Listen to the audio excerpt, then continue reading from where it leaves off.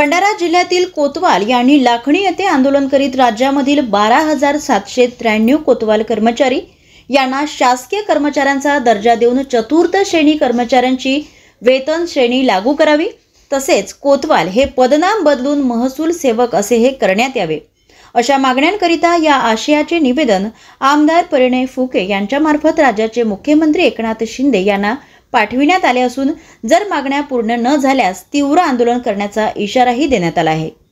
माझं पूर्ण नाव विकास मनोहर चाचेरे, राहणार गोरेगाव। मी माजी जिल्हाध्यक्ष कोतवाल, महाराष्ट्राच्या कोतवाल संघटनेचा माजी जिल्हाध्यक्ष आहे। आमची शासन दरबारी एकच मागणी आहे।